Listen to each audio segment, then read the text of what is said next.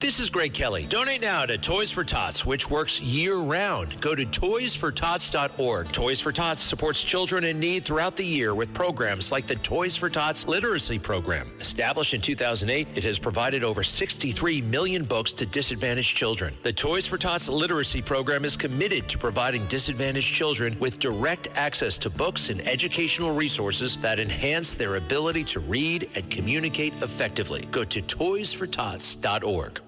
Listen, all you New Yorkers. Easy. Taxi. Okay, man, we're looking around. This is the 77 WABC minicast. So anyway, a new report that I was going to say outlining a significant escalation in domestic counterterrorism. Now, by the way, remember, terrorism is a word that nobody really knows how to define, but it's used almost kind of selectively, but nobody dares to question it. You know what I mean? It's like counterterrorism, terrorism, got it. What does that mean? It means the other guy. But this new report outlines a significant escalation in domestic counterterrorism efforts under the Trump administration centered on the creation of a FBI-led NSPM-7 Joint Mission Statement. And NSPM stands for the National Security Presidential Memorandum. And I knew you knew that just to make sure in case somebody didn't. Now, the initiative would integrate personnel from multiple federal agencies to proactively identify individuals considered potential domestic threats, marking a shift towards earlier intervention rather than reactive enforcement. Do you hear what I just said? We're going to go from initial intervention rather than waiting until something. Now, according to the report, the criteria used to flag concerns extend beyond traditional criminal activity and, listen to this, include a broad range of ideological positions, such as views on government, views on authority, capitalism, religion, migration, and social issues.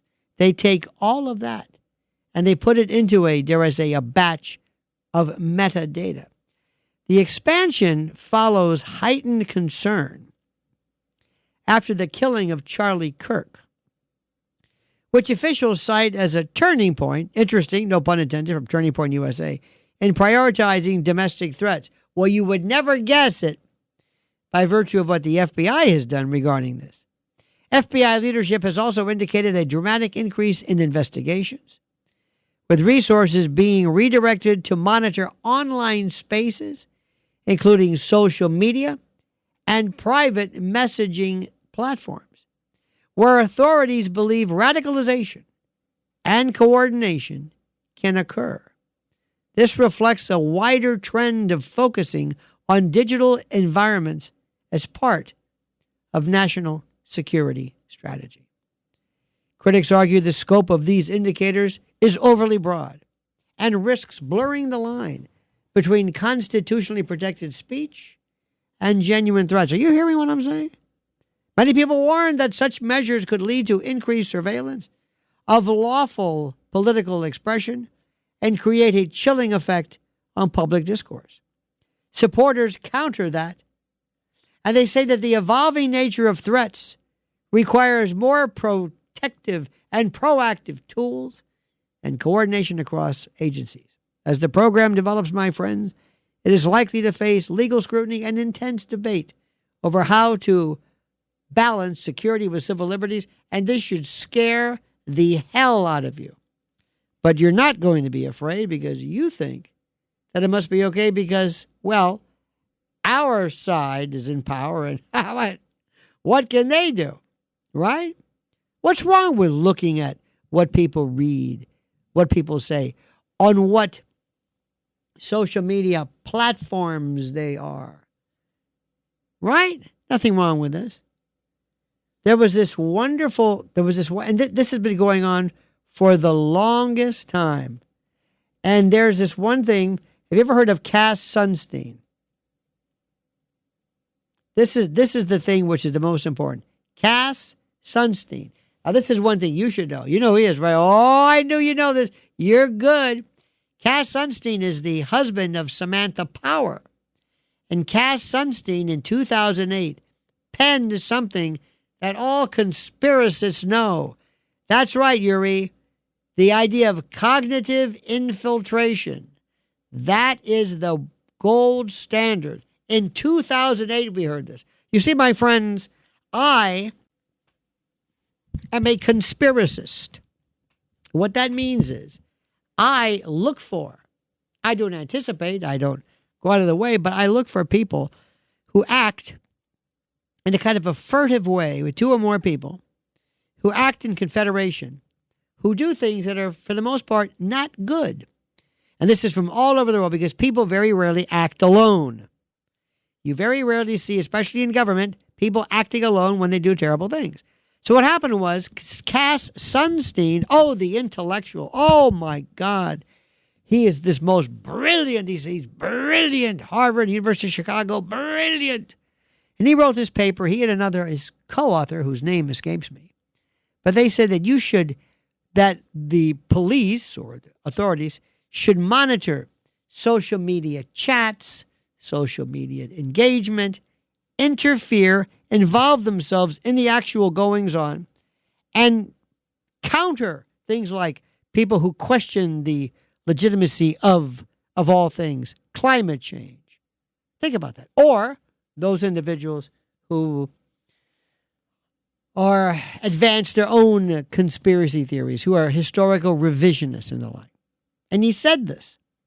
And he wrote this in a very, very, very important, kind of an academic forum and the like. And people on our side, went berserk. Now, at the same time, there was this thing called predictive programming. And it started, believe it or not, in Great Britain years ago. And they would take things, for example, they would say, let's look at the nights.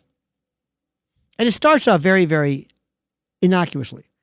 Let's look at nights when murders are the highest, for example.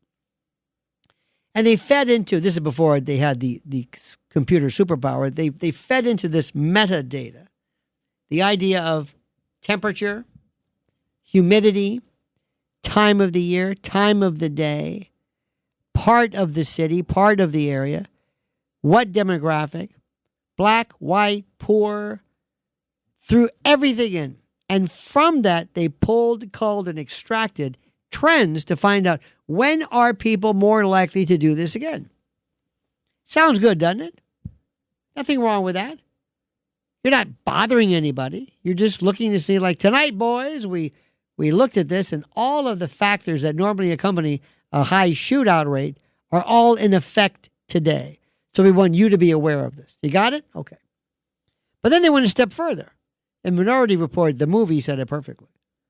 Let's look and see what people write, what people say, what websites they go to, what political parties they are, where do they live, how much do they make, what kind of car do they drive, have they had any car accidents, have they had speeding tickets? What can we correlate? Let's go looking for them, and then eventually, let's find the people that we think are most likely coming up to involve themselves in something. This is the scariest. Oh my God.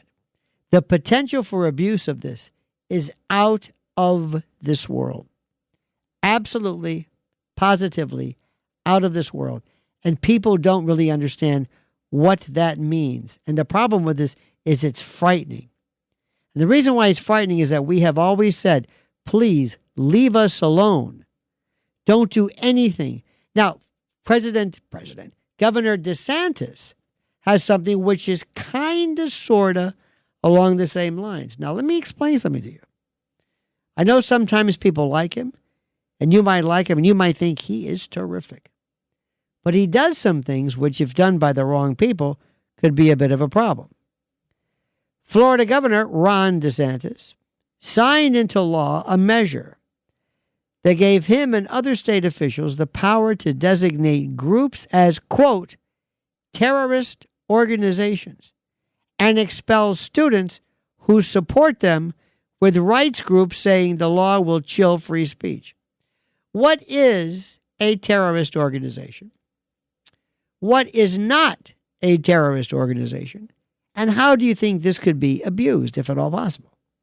So the law empowers the state's chief of domestic security, governor, and cabinet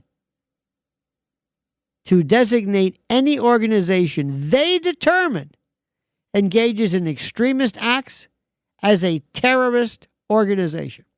What does that mean? Is it against the law to be a member of the Klan? Nope. The Klan marched in Skokie. Yes. Is the Klan a terrorist organization? Well, let's say Ron DeSantis says, yes, I think it is. So if you're a member of that, can he arrest you? Or can he cause problems, if you will? What if somebody looks at Democratic Socialists of America, the DSA, of which Zoran Mamdani is a member? What if somebody were to say that is a terrorist organization? Why? Well, it just is. By what evidence? I don't have to come up. This is what I think. You see that as perhaps being a problem. Now, after such a designation is made, the group can be forcibly dissolved and face a freeze on state funding, including the legislation. It also says that students, by the way, this is the most important. These are students in particular. Yes, students who, I don't know if it's just schools, but certainly students who involve themselves, students who invite themselves, to students who associate themselves with this. You can be expelled. You can be expelled from the institution if they, quote, promoted a domestic terrorist organization or a foreign terrorist organization. What does that mean? DeSantis, of course, is a Republican, signed the law on Monday. Now, the Council on American Islamic Relations, CAIR, C-A-I-R, as you could probably imagine, one of the country's most prominent Muslim rights groups, called the law draconian and unconstitutional in a Monday statement.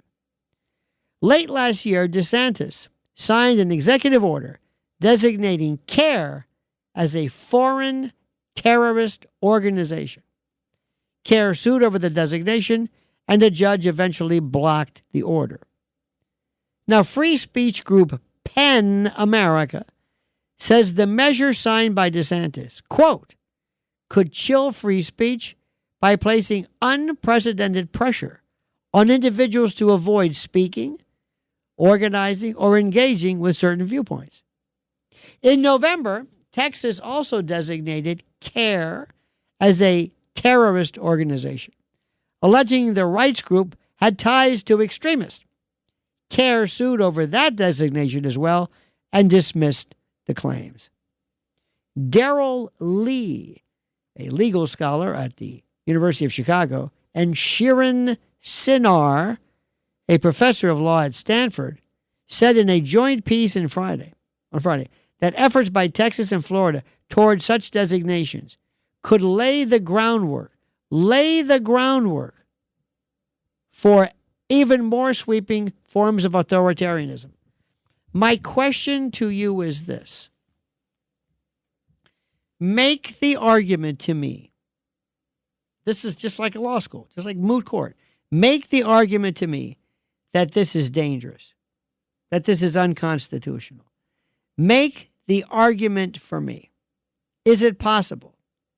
I could help you if you would like. Do you see anything about this? Anything at all? Do you see anything in the least?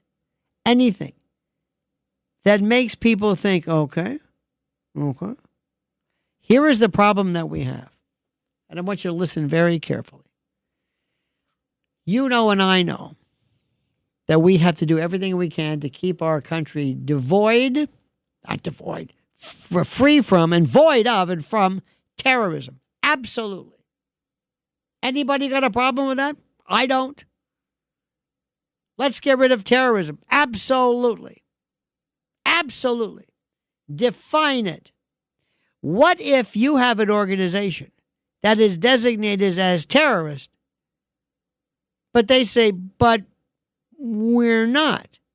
And you say, well, we think you're extremists. For example, Mayor Mamdani, you are a member, and I know this is normally in the context of schools, and I know this is different, but let's just assume this.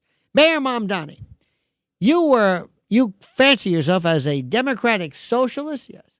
It is our opinion, it is my opinion, good sir, that this organization is terroristic because we will be able to show that it has funded, it has supported, it has been front and center in a variety of activities and organizations that give solace and give consolation and support to those individuals and those organizations as well that would destroy the undergirdings, the political and constitutional undergirdings of our constitutional republic. And you have 24 hours to dissolve that organization or to remove yourself from it. Now, let me ask you something. Question number 1, is that possible? Question number 2, would that be legal? Question number 3, do you see any way that something like that could backfire? Yes or no?